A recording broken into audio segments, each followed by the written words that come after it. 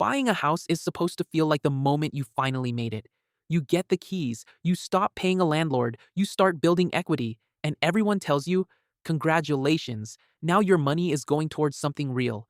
But for a lot of people, buying a house right now, it does not feel like that. It feels like they bought the house, and then the house bought their entire paycheck. The mortgage is bigger than expected. Insurance is higher than expected. Property taxes move. The HOA fee shows up. And inevitably, something breaks in the first year. The water heater, the AC, the dishwasher, something. Suddenly, the person who was told they made a smart financial decision feels poorer every single month. So in this video, we are going to look at the math behind why buying a house can make you feel broke. Not because homes are bad, not because renting is always better, but because the old advice, buy as soon as you can, renting is throwing money away, does not work the same way when prices are this high, interest rates are this high, and wages have not kept up.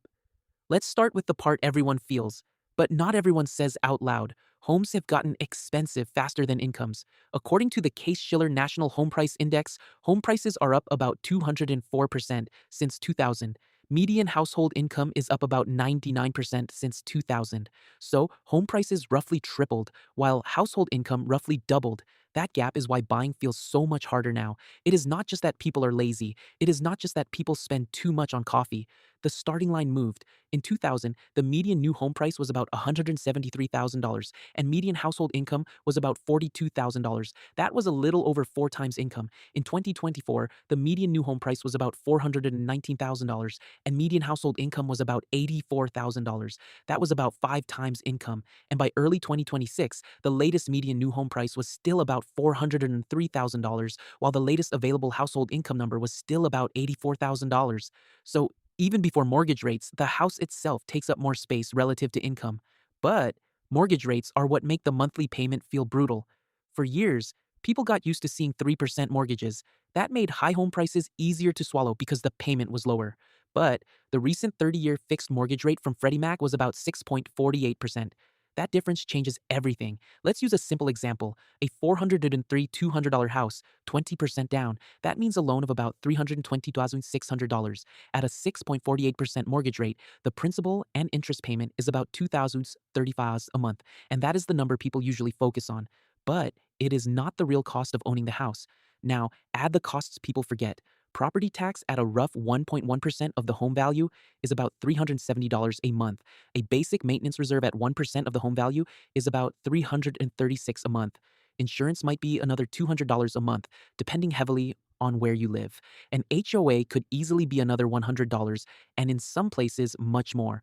Now, the monthly cost is not $2,035, it is closer to $3,000 a month, and that is before utilities, furniture, moving costs, upgrades, or the first surprise repair. This is why someone can buy a house and immediately feel broke. On paper, they became a homeowner. In real life, their monthly breathing room disappeared. And the frustrating part is that in the beginning, a lot of that payment is not building much equity. On that same $322,600 loan at 6.48%, the first year of mortgage payments is about $24,400, but only about $3,600 pays down the loan. Around $20,800 is interest. After 5 years, you would have paid about $122,000 in mortgage payments, but only about $2,700 would have gone toward principal. The rest is interest. To be clear, this is not a scam. It is simply how loan amortization works. Early in the loan, the bank gets most of the interest first. So when someone says, "At least I'm not throwing money away on rent," the honest answer is maybe. But owning has its own version of money that does not become wealth. What actually builds your equity? Mostly the principal. Interest, taxes, insurance, repairs, maintenance, HOA fees, those are the costs of having the home. They may be worth paying, but they are not the same as investing. That is where renting starts to look different. Rent is not automatically throwing money away. Rent buys flexibility. Rent caps your downside. If the roof breaks, it is not your roof. If the furnace dies, it is not your furnace.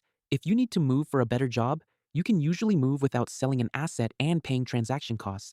The real question is not renting or buying. The real question is, what do you do with the difference? If owning costs $3,000 a month all in and renting a comparable place costs $2,500, that $500 difference matters. If you consistently invest that $500 a month for 30 years at a 10% annual return, it could grow to roughly $1 million. That is a powerful difference. And then there is the down payment. For a $403,200 house, a 20% down payment is about $80,600.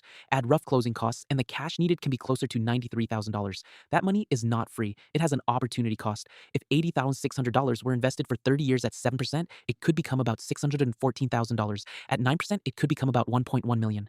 At 10%, it could become about $1.4 million. Now, yes, the house can appreciate too. If a $403,200 home grows at 4% per year for 30 years, it becomes about $1.3 million.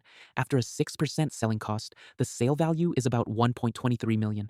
That sounds great, but you have to remember what it took to get there. Mortgage interest, taxes, insurance, maintenance, repairs, closing costs, selling costs, and the fact that your money was locked inside one property in one location. A house can be a good investment, but it is not automatically a better investment than equities, especially if you are stretching to buy it. The stock market is liquid. You can buy a little every month. You can sell a little if you need to. You do not have to replace its roof. You do not get a surprise $12,000 HVAC bill from an index fund. A house is unique, part investment, part forced savings, part lifestyle choice, and a very expensive ongoing responsibility. That responsibility is where people get surprised. Because the mortgage payment is only the cover charge, the hidden costs are where homeownership gets heavy. One year, it is a broken appliance. Another year, it is a roof repair. Another year, insurance jumps. Then property taxes reassess. Then the HOA increases dues. Then you realize the house needs landscaping, gutters, pest control, furniture, tools, and a long list of things renters never had to think about. And none of those costs care that you already stretch to afford the mortgage. That is what house poor really means. It does not mean you bought a bad house. It means the house consumes so much of your income that you cannot comfortably do anything else. You cannot invest much. You cannot save much. You hesitate before taking trips. You panic when something breaks. You technically own a valuable asset, but your actual month-to-month life feels tight. So here is the most important test in the whole video. Do not compare rent to the mortgage payment. Compare rent to the full cost of ownership. Mortgage, principal, and interest. Property taxes, insurance, maintenance, HOA, higher utilities, closing costs, selling costs if you might move, and the opportunity cost of the down payment. Then ask 3 questions.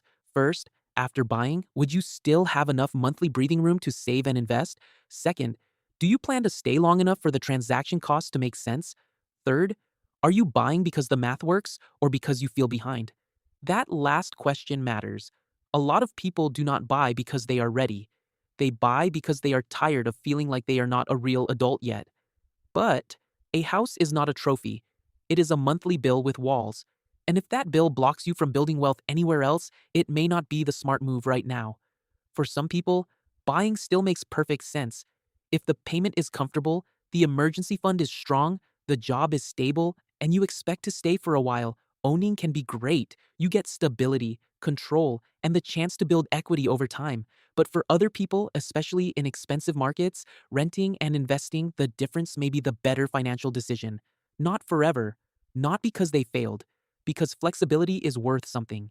The takeaway is simple. Do not ask, can I buy a house? Ask, can I buy this house and still have a life? Can you still save? Can you still invest? Can you handle repairs without panic?